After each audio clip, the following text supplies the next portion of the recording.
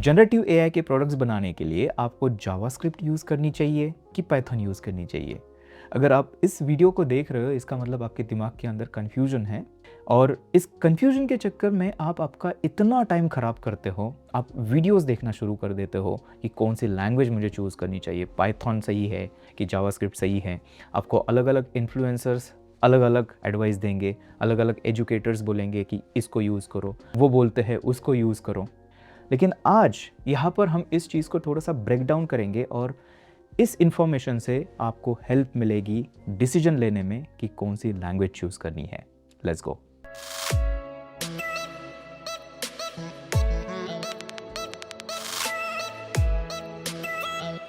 तो चलिए सबसे पहले ना थोड़ी सी कॉन्टेक्स्ट सेट करते हैं। तो एआई इकोसिस्टम आपने देखा होगा कि लास्ट कुछ सालों में इतनी चेंज हुई है और इतनी फास्ट तरीके से चेंज हुई है। शायद 4 साल पहले किसी ने आपने सोचा था कि ऐसी कुछ चीज़ें होने वाली है एआई इंडस्ट्री के अंदर, इतनी एडवांसमेंट होने वाली है, लेकिन हुई ना। तो ये सारी चीज़ें ना बहुत फास्ट तरीके से चेंज हो रही है। इसका मतलब एआई का जो इकोसिस्टम है वो बहुत ही फास्ट तरीके से चेंज हो रहा है। और इसके अंदर जब भी एआई प्रोडक्ट डेवलपमेंट की बात आती है तो 2 नाम आते हैं, एक है जावास्क्रिप्ट एंड दूसरी है पाइथन। तो इसमें से हमें चूज़ करना होता है कि कौन सी लैंग्वेज हमें चाहिए प्रोडक्ट्स को डेवलप करने के लिए। और अगेन हम यहाँ पर बात करने वाले हैं प्रोडक्ट डेवलपमेंट के कॉन्टेक्स्ट में, क्योंकि एआई के अंदर 2 चीज़ें हैं, एक है प्रोडक्ट डेवलपमेंट और दूसरा है रिसर्च साइड। तो हम आज बात करेंगे जो प्रोडक्ट डेवलपमेंट, जनरेटिव एआई का यूज़ करके जो हम प्रोडक्ट्स बनाते हैं, चैटबॉट्स बनाते हैं, एआई एजेंट्स बनाते हैं, इस टाइप की जो चीज़ें बनाते हैं ना, इसके बारे में आज हम बात करने वाले हैं। अभी एक काम करते हैं ना, सबसे पहले देखते हैं कि लोग पाइथन को चूज़ क्यों करते हैं। देखिए, पाइथन एक डी फैक्टो चॉइस है जब भी एआई रिसर्च की बात आती है। हिस्टोरिकली आपने देखा होगा कि पाइथन एआई के अंदर हमेशा हम यूज़ करते आए हैं, चाहे वो मशीन लर्निंग हो, डेटा साइंस हो, इसके अंदर एआई का जो भी रिसर्च साइड है इसके अंदर हम पाइथन ही यूज़ करते आए हैं। और इसका रीज़न ये है कि पाइथन के अंदर ऐसे कुछ पावरफुल टूल्स और लाइब्रेरीज एग्जिस्ट करती है जिनकी मदद से ये सारी चीज़ें की जाती हैं।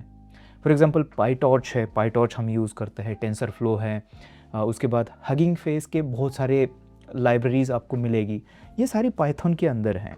और इसकी वजह से एआई रिसर्चर्स जो हैं वो पाइथन को चूज़ करते हैं। अभी इसी के साथ में अगर आप डेटा साइंस कर रहे हो तो डेटा साइंस के अंदर ना हमें बहुत जल्दी प्रोटोटाइपिंग करनी होती है।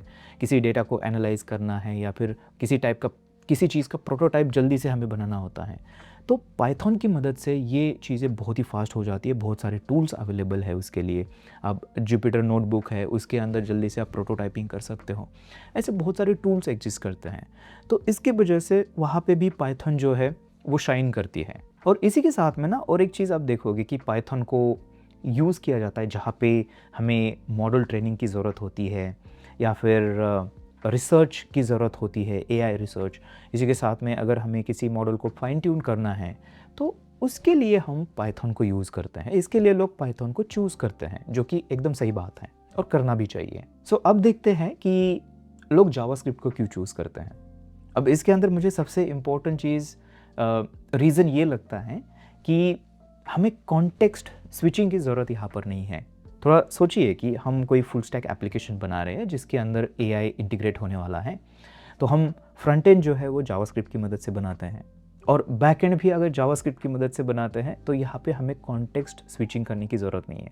अगर बैक एंड पाइथन के अंदर होता था तो हमें पहले जावास्क्रिप्ट के अंदर कोड लिखो, फिर जाके पाइथन के अंदर कोड लिखो, तो इसके अंदर ना हमारा फोकस थोड़ा सा बहुत सारे स्टूडेंट्स का, लोगों का ख़राब हो जाता है इसके अंदर। तो ये एक रीज़न है जिसकी वजह से लोग जावास्क्रिप्ट को भी चूज़ करते हैं एआई के प्रोडक्ट्स बिल्ड करने के लिए। इसी के साथ में जावास्क्रिप्ट, जैसे कि हमने सबसे पहले डिस्कस किया था कि जो इकोसिस्टम है एआई के अंदर वो जावास्क्रिप्ट का भी ग्रो हो रहा है और पाइथन का भी ग्रो हो रहा है। जो भी टॉप कंपनीज़ है, एआई एपीआई प्रोवाइडर्स हैं, वो जब भी उनके एसडीकेस रिलीज़ करते हैं तो उसके अंदर जावास्क्रिप्ट का भी एसडीके आपको मिलता है और पाइथन का भी एसडीके मिलता है। तो आप जावास्क्रिप्ट की मदद से भी जो किसी भी टाइप का जनरेटिव एआई का प्रोजेक्ट है उसको बिल्ड कर सकते हो। तो इसकी वजह से जो इकोसिस्टम है ना ग्रो हो रही है जावास्क्रिप्ट की, इसकी वजह से जावास्क्रिप्ट को भी लोग बहुत चूज़ करते हैं। जैसे कि कुछ एग्जांपल्स मैं आपको देता हूँ। लैंगचेन है, लैंगचेन जेएस, लैंग्राफ एक लाइब्रेरी है जो कि पाइथन के अंदर भी आती है, जावास्क्रिप्ट के अंदर भी आती है। और इसी के साथ में ट्रांसफॉर्मर जेएस है, ओपन एआई का एसडीके जो है जावास्क्रिप्ट में आपको मिलेगा। तो जावास्क्रिप्ट के अंदर सारी चीज़ें ये अवेलेबल हैं। तो अगर कोई जावास्क्रिप्ट डेवलपर है, फुल स्टैक डेवलपर है जो जावास्क्रिप्ट यूज़ करता है, तो उसके लिए ज़्यादा सेंस ये बनता है कि वो जावास्क्रिप्ट के अंदर ही जो प्रोडक्ट है उसको बिल्ड करें। अभी इसके बाद और एक रीज़न है जिसकी वजह से लोग चूज़ करते हैं, हालांकि मैं इसको चूज़ करता हूँ और ये पॉइंट थोड़ा सा सब्जेक्टिव हो सकता है। देखिए, मुझे ना जब भी हम एआई प्रोडक्ट्स बिल्ड करते हैं तो हम कोई यहाँ पे मॉडल वगैरह नहीं बना रहे या फिर कोई मशीन लर्निंग नहीं कर रहे हैं। हम जस्ट एपीआई कॉल करते हैं। जो थर्ड पार्टी एलएलएम्स है उनको हम एपीआई कॉल करके जो भी रिस्पॉन्स है हम लेते हैं। तो यहाँ पे हमें कोई भी ऐसी चीज़ नहीं चाहिए जहाँ पे हमें पाइथन की ही ज़रूरत है। इनफैक्ट जावास्क्रिप्ट के अंदर जस्ट एपीआई कॉल करना ये एसिंक्रोनस काम होता है, एपीआई को कॉल करना, आपको पता होगा। तो जावास्क्रिप्ट के अंदर ना ये सारी चीज़ें मुझे ज़्यादा नेचुरल लगती हैं।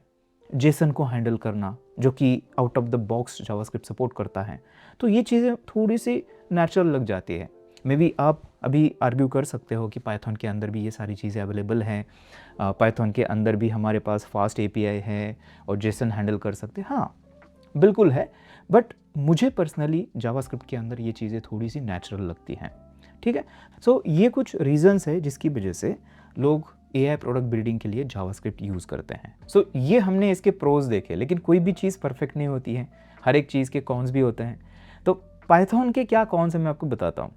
देखिए, जैसे कि हमने एक देखा कि कॉन्टेक्स्ट स्विचिंग यहाँ पर करनी पड़ती है। तो अगर आप जावास्क्रिप्ट डेवलपर हो तो आपको पाइथन इसके लिए सीखनी पड़ेगी और फिर पाइथन के अंदर कोड करना पड़ेगा बैकएंड, फिर फ्रंट एंड आपका जावास्क्रिप्ट के अंदर। ये चीज़ एक हो सकती है। जावास्क्रिप्ट अगर आप चूज़ करते हो तो इसके अंदर एक प्रॉब्लम ये है कि अगर आपको मॉडल को ट्रेन करना है तो उसमें आपको दिक्कत आ सकती है। मॉडल को फाइन ट्यून करना है लोकली तो उसके लिए दिक्कत आ सकती है। या फिर अगर आपको रिसर्च साइड जाना है तो वो जावास्क्रिप्ट के अंदर ज़्यादा सेंस नहीं बनता है, उसके लिए आपको पाइथन ही चूज़ करना चाहिए। ओके, सो अभी इसको थोड़ा सा समराइज़ करते हैं और मैं आपको मेरा ओपिनियन बताता हूँ। सो देखिए, कौन सी चीज़ कभी यूज़ करनी चाहिए। मुझे क्या लगता है कि अगर आपको मॉडल को ट्रेन करना है, फाइन ट्यून करना है या फिर रिसर्च साइड का अगर कुछ काम करना है तो डेफिनेटली आपको पाइथन यूज़ करनी चाहिए। मैं भी पर्सनली पाइथन ही इसके लिए यूज़ करूँगा। और अगर आप एग्जिस्टिंग फुल स्टैक डेवलपर हो जहाँ पे आप फ्रंट एंड के ऊपर जावास्क्रिप्ट यूज़ कर रहे हो, आपका बैक एंड भी जो है वो भी जावास्क्रिप्ट के अंदर है, तो डेफिनेटली आपको यहाँ पर जावास्क्रिप्ट यूज़ करनी चाहिए। सिर्फ एआई प्रोडक्ट बिल्ड करने के लिए आपको एक नई लैंग्वेज सीखने की ज़रूरत नहीं है। आपका जो भी एग्जिस्टिंग नॉलेज है, अगर आपको जावास्क्रिप्ट के अंदर आप कंफर्टेबल हो तो जावास्क्रिप्ट के साथ में जाइए और जावास्क्रिप्ट का यूज़ करके जो भी आपका एआई का प्रोडक्ट है वो बिल्ड करिए। सारे टूल्स आपको अवेलेबल मिलेंगे प्रोडक्ट बिल्डिंग के लिए। तो इसको ना और थोड़ा सा सिंपल करके हम ऐसे सोच सकते हैं। देखिए, बहुत ही सिंपल चीज़ याद रखिए, अगर आपको पाइथन आती है और आप पाइथन के अंदर काम भी करते हो तो डेफिनेटली आपको पाइथन ही यूज़ करनी चाहिए क्योंकि आप उसके अंदर कंफर्टेबल हो। अगर आपको जावास्क्रिप्ट आती है और जावास्क्रिप्ट के अंदर अगर आप कंफर्टेबल हो तो डेफिनेटली आपको जावास्क्रिप्ट यूज़ करनी चाहिए। आपको नई लैंग्वेज यहाँ पर सीखने की ज़रूरत नहीं है। जो भी आपका एग्जिस्टिंग नॉलेज है उसको आप यूज़ करिए। और अभी जाते जाते मैं आपको एक ऐसे माइंडसेट के बारे में बताऊंगा जिसको अप्लाई करके आप लाइफ के अंदर बहुत आगे जा सकते हो। देखिए, आपको कभी भी किसी लैंग्वेज से कनेक्ट नहीं करना है। आपको कभी ये नहीं बोलना है कि मैं जावास्क्रिप्ट डेवलपर हूँ या फिर मैं पाइथन डेवलपर हूँ।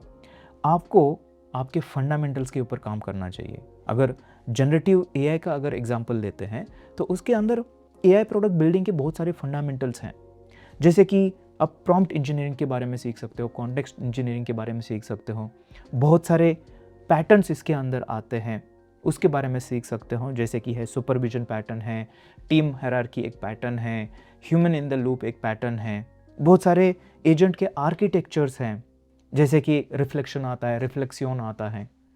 तो ये जो पैटर्न्स है ना, ये फंडामेंटल्स है। आप चाहे जावास्क्रिप्ट यूज़ करो या फिर पाइथन यूज़ करो, ये नहीं चेंज होने वाले। तो अगर आप इसके ऊपर ज़्यादा फोकस करते हो इंस्टेड ऑफ चूजिंग लैंग्वेज, तो ये डेफिनेटली आपको करियर के अंदर बहुत ही ज़्यादा बेनिफिट करके देगा। लेट्स से कि आपने ये फंडामेंटल सारे क्लियर कर दिए और कल अगर आपको कोई कंपनी बोल दी है कि आपको पाइथन के अंदर एप्लीकेशन बिल्ड करना है, आपने नहीं किया हुआ है, आपने जावास्क्रिप्ट के अंदर किया है, लेकिन अगर आपके फंडामेंटल्स ये एआई के अगर क्लियर होंगे तो आपको सिर्फ 1 हफ्ता लगेगा। पाइथन बहुत ही ईजी है, 1 हफ्ता लगेगा। पाइथन का सिंटैक्स आप सीखोगे, बाकी की सारी चीज़ें तो आपको आती है। एआई के अंदर काम कैसे होता है, उसका मेंटल मॉडल आपके पास है। तो ये एक माइंडसेट है। Don't over think the language, इसको हमेशा याद रखिए। अभी ये सब सुन के अगर आपने जावास्क्रिप्ट के अंदर काम करने का अगर मन किया है, तो मैंने यहाँ पर यूट्यूब के ऊपर फ्री में 9 घंटे का जनरेटिव एआई का कोर्स अपलोड किया है। फ्री में आप जाके अभी इसको देख सकते हो। तो ये वीडियो आप उसके लिए देखिए जो लेफ्ट साइड में आपको दिखेगा। Bye, happy coding.